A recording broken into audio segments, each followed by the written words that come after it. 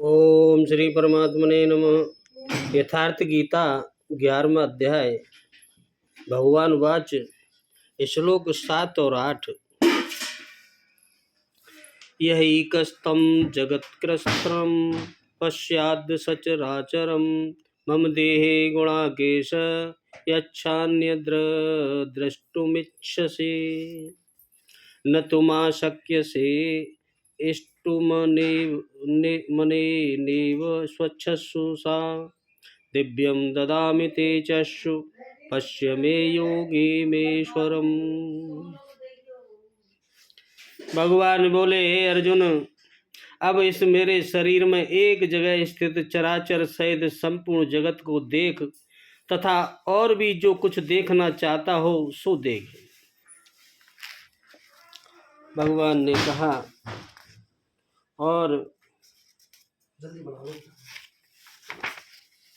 परंतु मुझको तू इन अपने प्राकृतिक नेत्रों द्वारा देखने में निस्संदेह समर्थ नहीं है, इनसे नहीं देख सकता। इसी से मैं तुझे दिव्य अर्थात अलौकिक चक्षु देता हूँ, उससे तू मेरी ईश्वरी योग शक्ति को देख पाएगा।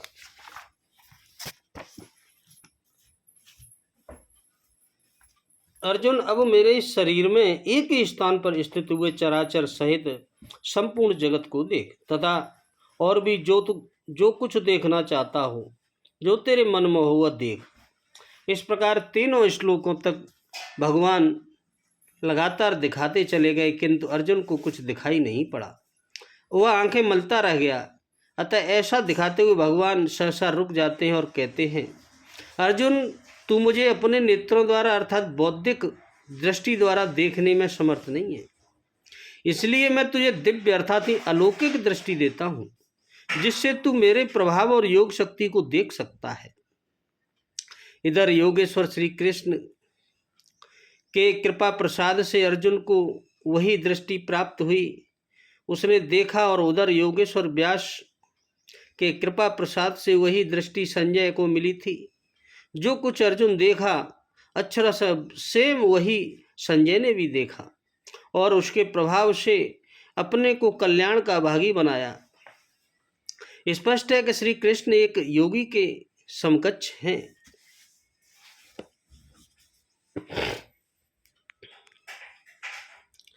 गुणाकेश संबोधन का क्या भाव है? यहाँ अर्जुन को गुणाकेश नाम से संबोधित करके भगवान ने भाव दिखलाया कि तुम निद्रा के स्वामी हो, अतः सावधान होकर मेरे रूप को भलीभांति देखो, ताकि किसी प्रकार का संशय या भ्रम न रहे। अब अद्य पद यहाँ अब का वाचक है। इससे भगवान ने यह भाव दिखलाया है कि तुमने मेरे जिस रूप के दर्शन करने की इच्छा प्रकट की है, उसे दिखलाने में जरा भी विलंब नहीं कर रहा हूँ। इच्छा प्रकट करते ही मैं अभी दिखला रहा हूँ।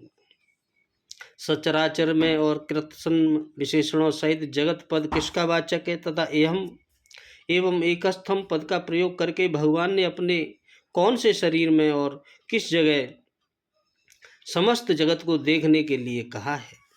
पशु पक्षी कीट पतंग और देव मनुष्य आदि चलने फिरने वाले प्राणियों को चर कहते हैं तथा पहाड़ वृक्ष आदि एक जगह स्थित रहने वालों को अचर कहते हैं।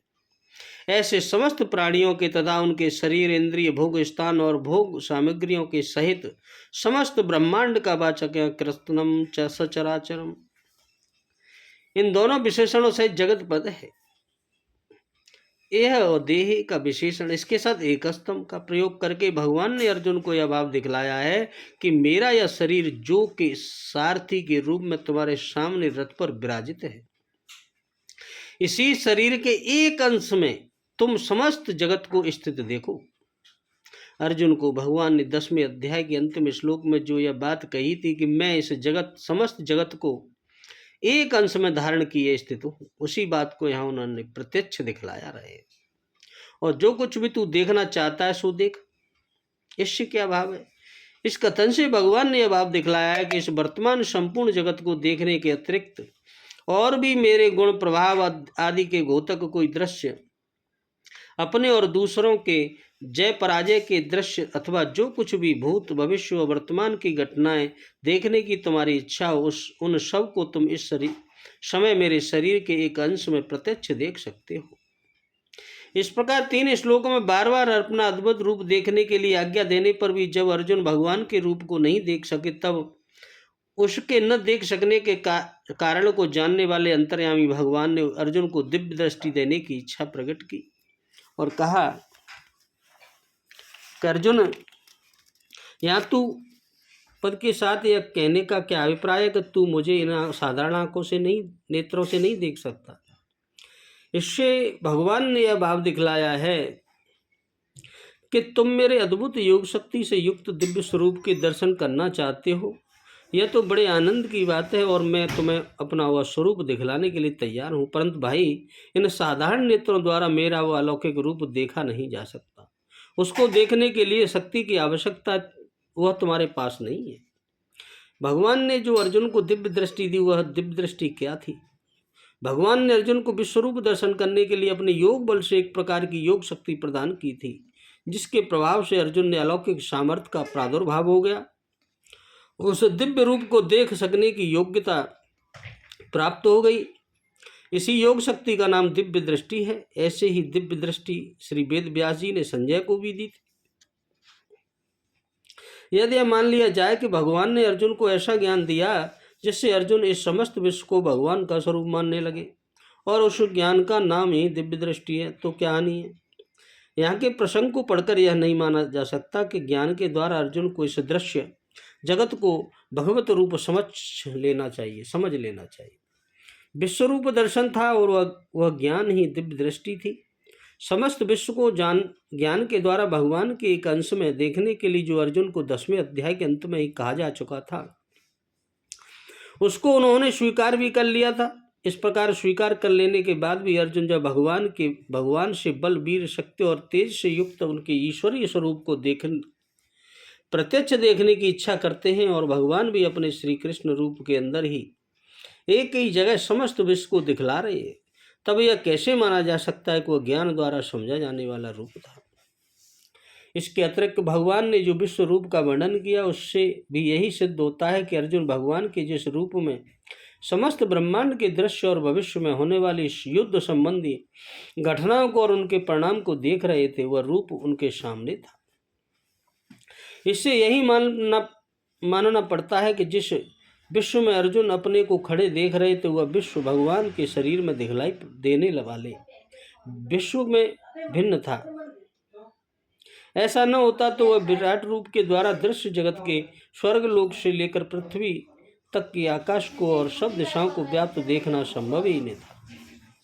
भगवान के इस भयानक रूप को देखकर अर्जुन को आश्चर्य, मोह, भय, संताप और दिग्भ्रमादि सी हो रहे थे। इससे भी यही बात सिद्ध होती है कि भगवान ने उपदेश देकर ज्ञान के द्वारा इस दृश्य जगत को अपना स्वरूप समझा दिया हो, ऐसी बात नहीं थी। ऐसा होता तो अर्जुन को भय, संताप, मोह, दिग्भ्रम होने का कोई कारण नहीं रह जाता। यह मान लिया जाए तो क्या आपत्ति है कि जैसे आजकल रेडियो और यंत्रों द्वारा दूर देश के शब्द सुने तथा दृश्य देखे जा सकते हैं, वैसे ही भगवान ने उन्हें कोई ऐसा यंत्र दे दिया हो जिससे वे एक ही जगह खड़े हो समस्त विश्व को बिना किसी बाधा के देख सके हों। उस यंत्र को ही दिव्य दृष्टि कहा गया हो। रेडियो आदि यंत्रों द्वारा एक काल में एक जगह दूसरे देश से वे भी शब्द और दृश्य देखे जा सकते हैं जो एक देशी हों और उस समय वर्तमान हों। उनसे एक ही यंत्र में एक ही काल में एक ही जगह सब देशों की घटनाएं नहीं देखी सुनी जा सकती, न उनसे लोगों के मन की बातें प्रत्यक्ष देखी जा सकती और न भविष्य में होने वाली घटनाओं के दृश्य। उसके अतिरिक्त यहाँ के प्रसंग में ऐसी बात नहीं है जिससे यह सिद्ध हो सके कि अर्जुन किसी यंत्र द्वारा भगवान के विश्वरूप को देखता था। तब ऐसा मानना सर्वथा युक्ति विरुद्ध है।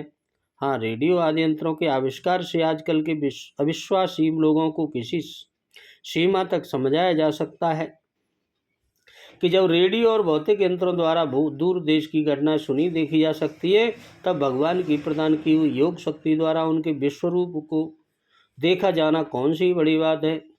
अवश्य यहाँ यह भी ध्यान रखना चाहिए कि यह भगवान का कोई ऐसा मायामय मनोयोग नहीं था जिसके प्रभाव से अर्जुन बिना ही कुछ हुए ऐसी घटनाओं को स्वप्न के दृश्यों की बात देख रहे थे। अर्जुन जिस स्वरूप को देख रहे थे वह प्रत्यक्ष सत्य था और उसके देखने का एकमात्र साधन था भगवान कृपा से मिली हुई योग शक्ति रूप दिव्य दृष्टि। ईश्वरम विशेषण सत्य योगम पद किसका वाचक, उसे देखने के लिए कहने का क्या भाव है। अर्जुन को जिस रूप के दर्शन हुए थे वह दिव्य था। भगवान ने अपनी अद्भुत योग शक्ति से ही प्रकट करके उसे अर्जुन को दिखलाया था। अतः उसके देखने से ही भगवान की अद्भुत योग शक्ति दर्शक आप ही हो जाते हैं। इसीलिए ईश्वरम विशेषण सहित योगम पद भगवान की अद्भुत योग शक्ति के सहित उसके द्वारा प्रकट किए हुए भगवान के विराट स्वरूप का वाचक है। और उसे देखने के लिए कहकर भगवान ने अर्जुन को अपने विराट स्वरूप के दर्शन द्वारा योग शक्ति को देखने के लिए कहा। अर्जुन को दिव्य दृष्टि देकर भगवान ने जिस प्रकार अपना दिव्य विराट स्वरूप दिखलाया था, अब 5 श्लोकों द्वारा संजय उसका वर्णन करेंगे कि क्या क्या देखा था। बोलो राधे राधे, जय जय श्री कृष्ण।